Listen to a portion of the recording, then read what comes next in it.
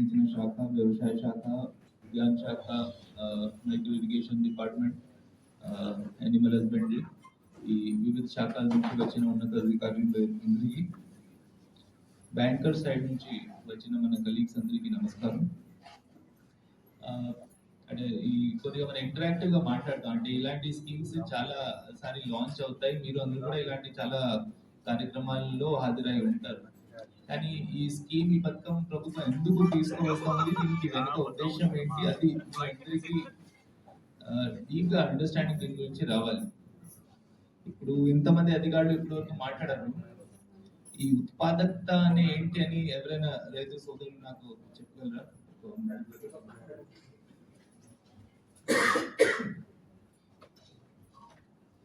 ఎవరైనా?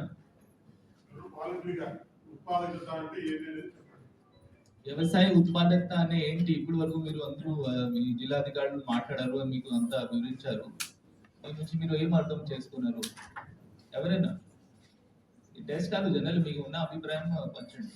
నమస్తే సార్, మాది సమ్మెపైన మండలం చిన్నవిడికి సార్. ఉత్పాదకత అంటే అండి తక్కువ పెట్టుబడితో ఎక్కువ ఆదాయం చేయడాన్ని ఉత్పాదకత. Correct, please clap. సరే, కూర్చోండి. ఇప్పుడు ఈ పథకం ముఖ్య ఉద్దేశం ఏంటంటే ఉత్పాదకతని పెంచుకోవడం. మన జిల్లాని ఎందుకు సెలెక్ట్ చేయడం జరిగింది, మన జిల్లాని ఎందుకు ఎంపిక చేశారు, దీనికి 2-3 కారణాలు ఇప్పుడు పీడిఎంఏ ఎంఐపి గారు మాట్లాడుకుంటూ ఇప్పుడే చెప్పారు. ఎవరైనా చెప్పగలుగుతారా అన్నమయ్య జిల్లా ఎందుకు ఈ స్కీమ్ లో ఎంపిక అయింది?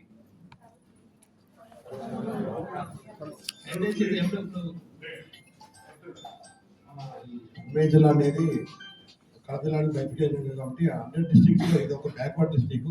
లేదా border of Tamil Nadu, border of Karnataka ఉంది కాబట్టి ఇంకా రెయిన్ఫాల్ కూడా చాలా తక్కువగా ఉంది కాబట్టి ఈ జిల్లాను మన 100 డిస్ట్రిక్ట్ లో మన పిఎం గారు ఐడెంటిఫై చేయడం జరిగింది సార్. ఇందులో ముఖ్యంగా మనం ప్రమోట్ చేస్తున్న 4 యాక్టివిటీస్ ఐడెంటిఫై చేయడం జరిగింది సార్. ఇందులో మేజర్ గా ఈ రెడ్ మేనేజ్మెంట్ అంటే మోనోక్రాపింగ్ అనేది ఎక్కువగా ఈ జిల్లాలో ఉంది కాబట్టి దీని వచ్చి కన్వర్టింగ్ క్రాప్స్ ను మార్కెట్ చేసుకోవడానికి ఒక మంచి ఆపర్చునిటీ కలుగుతుంది. ఎందుకంటే ఎక్కువగా ప్యాడీ గ్రౌండ్ ఎక్కువగా డిపెండెంట్ ఉన్నది.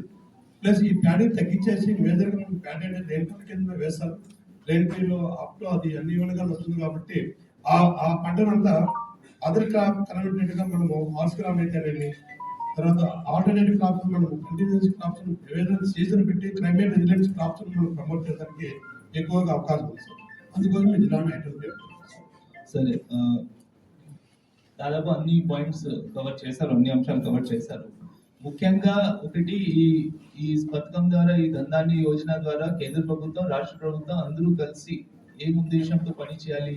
ఒకటి, లో ప్రొడక్టివిటీ, తక్కువ ఉత్పాదకత ఉన్న జిల్లాల్ని టార్గెట్ చేసి అక్కడ ఉత్పాదకతని పెంచుకోవాలి. అర్థం క్లియర్ గా, 1 ఎకరంలో మీరు 20,000 పెట్టుబడి పెట్టి సాగు చేస్తున్నారు. దీని నుంచి మీకు ఆదాయం ఎంత వస్తుంది? 20,000 పెట్టుబడి పెడితే 40,000 ప్రస్తుతానికి వస్తూ ఉంది. దీన్ని పెంచుకొని కనీసం 60,000-80,000కి తీసుకువెళ్ళాలి. అది ఉత్పాదకత. సింపుల్. 1 ఎకరం నుంచి మన ప్రస్తుతానికి 100 బస్తాలు వస్తున్నాయి. ఏ పంట ఉన్నా, ఉదాహరణకి ఆ 100 బస్తాల్ని ఎలా మనం 200 బస్తాలు కన్వర్ట్ చేయాలి. సో 1 ఎకరం నుంచి వస్తున్న వ్యవసాయ మనకి ఏదో ఉత్పాదాలు వస్తున్నాయి, ఏదైనా పంట వస్తూ ఉంది, చేస్తున్నాం, దీన్ని ఎలా పెంచుకోవాలి? పెట్టుబడి ఎక్కువ పెట్టకుండా భూమి ఎక్కువ, అదే సేమ్ 1 ఎకరం నుంచి మనం ఎలా ఎక్కువ తీసుకోవాలి? అది ప్రొడక్టివిటీ, ఉత్పాదకతని పెంచుకోవడం. తర్వాత moderate crop intensity.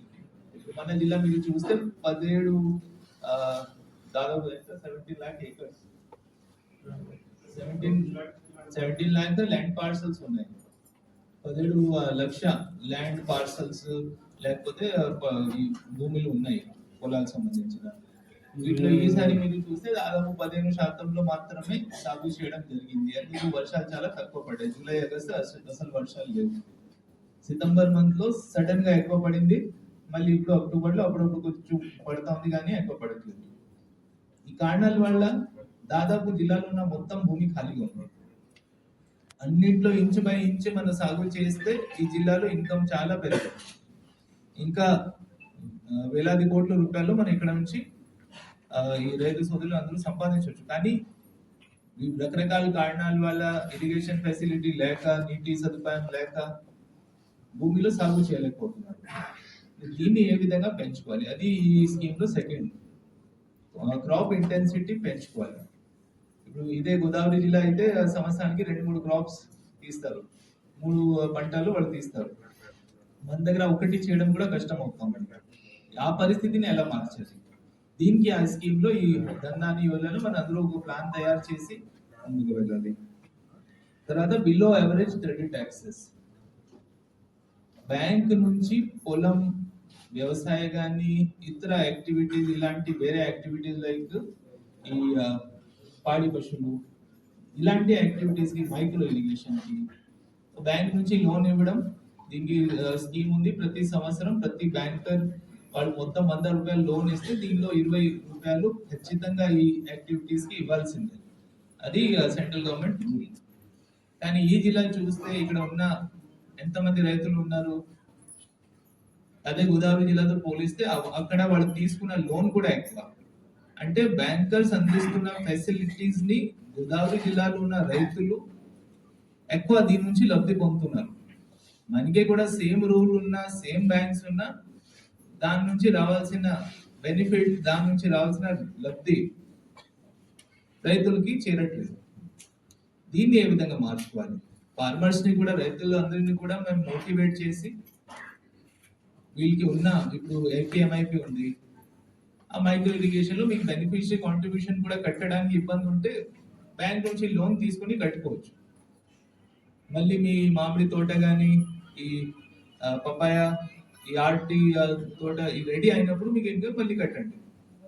So bank loan తీసుకుని మీకు ఉన్న 2 ఎకరాల్ని ఇంకా ఏ విధంగా ఎలా బెస్ట్ మీరు అక్కడ సాగు చేయగలుగుతారు. సో బ్యాంక్ నుంచి వస్తున్న లోన్స్, రైతులకి ఉన్న స్కీమ్స్ ని కూడా ఇంకా ఏ విధంగా ఎక్కువ ఈ జిల్లాలో మన రైతులకి తీసుకువెళ్ళవచ్చు.